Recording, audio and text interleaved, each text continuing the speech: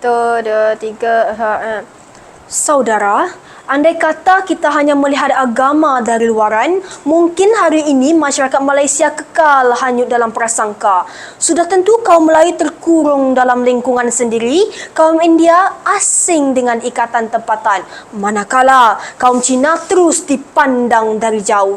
Pembinaan rukun negara pada 31 Ogos 1970 sangat vital, terutamanya prinsip pertama kepercayaan kepada Tuhan dan prinsip ketiga keluhuran perlembagaan dalam menyatukan jiwa.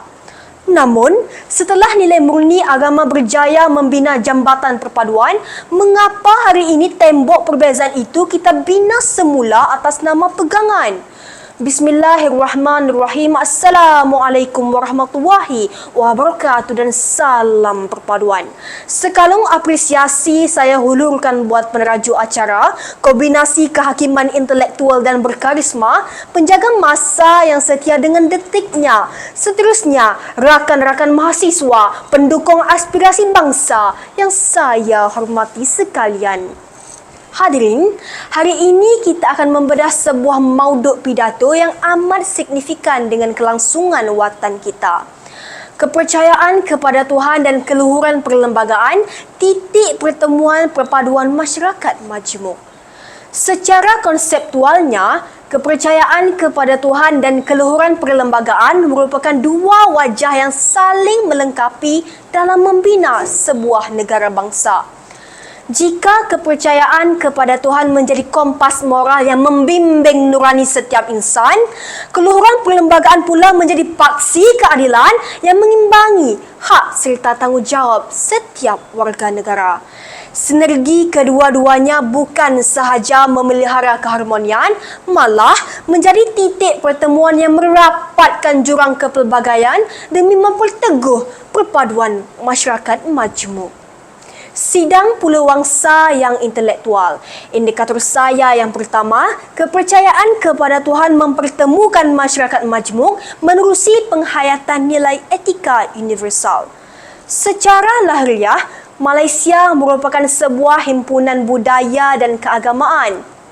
Agama Islam, Buddha, Hindu, Kristian maupun kepercayaan tradisi lain mungkin berbeza dari sudut dogma dan ritualnya. Namun, dari segi nilai kemanusiaan, tiada satu pun agama di dunia ini yang menganjurkan penindasan, kebencian atau diskriminasi. Islam menekankan konsep rahmat buat sekalian alam dan keadilan sosial. Agama Buddha mengajarkan kasih sayang dan kebaikan tanpa syarat. Agama Hindu mengagungkan prinsip tanpa keganasan dan dunia adalah satu keluarga.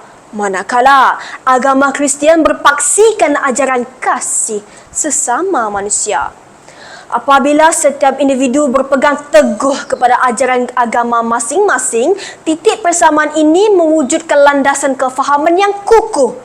Agama mengajar kita untuk melihat orang lain bukan menerusi kanta pemisah kita lawan mereka, tetapi sebagai rakan sesama ciptaan Tuhan yang wajib dihormati. Indikator kedua, kepelbagaian agama sebagai medan dialog dan keharmonian sosial. Sidang hadirin yang bijaksana, indikator kedua yang tidak boleh kita nafikan ialah kepercayaan kepada Tuhan menjadi wadah pembentukan dialog keharmonian dan amalan hidup bersama. Kepercayaan kepada Tuhan tidak sepatutnya membentengkan kita dalam kelompok sendiri. Sebaliknya, kefahaman terhadap prinsip ketuhanan menuntut kita menghormati insan lain. Bukankah aforisma Melayu berperi, tak kenal maka tak cinta? Syak wasangka hanya akan lebur apabila kita membuka ruang untuk saling memahami. Apabila setiap agama mengagungkan nilai kasih sayang dan keadilan, kepelbagaian tidak lagi menjadi pemisah. Sebaliknya, medan dialog yang membina jambatan persefahaman. Oleh itu, jelaslah bahawa kepercayaan kepada Tuhan merupakan titik pertemuan yang memangkingkan dialog inklusif dan mengukuhkan perpaduan hakiki.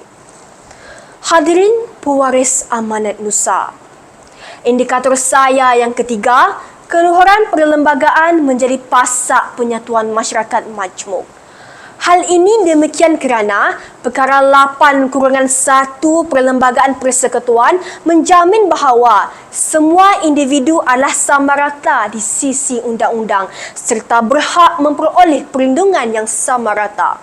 Malah, bekas Ketua Hakim Negara Tun Muhammad Sufian Hashim turut menegaskan bahawa tiada seorang pun mengatasi keluhuran ke undang-undang.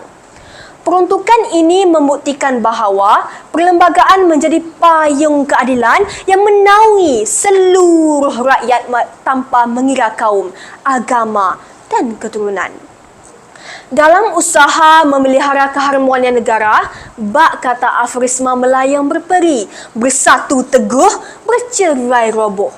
Perpaduan hanya mampu dicapai apabila rakyat menjunjung prinsip yang sama. Sehubungan itu, keluhuran perlembagaan diangkat sebagai prinsip ketiga rukun negara yang diisytiharkan pada 31 Ogos 1970 sebagai asas membina semula perpaduan selepas peristiwa 13 Mei 1969. Jelaslah bahawa keluhuran perlembagaan bukan sekadar undang-undang tertinggi negara, malah merupakan nadi penyatuan yang mengikat kepelbagaian rakyat Malaysia dalam satu ikatan keharmonian. Sebagai penutup bicara, kepercayaan kepada Tuhan merupakan kompas moral bangsa, manakala keluhuran perlembagaan ialah tiang seri perpaduan negara. Namun, perpaduan yang utuh tidak akan terhasil tanpa penghayatan terhadap kelima-lima prinsip rukun negara sebagai satu kesatuan yang saling melengkapi. Marilah kita menjadikan rukun negara bukan sekadar lafaz di bibir, tetapi amalan yang terpahat di hati demi mewariskan Malaysia yang aman, harmoni dan bersatu padu. Sekian, terima kasih.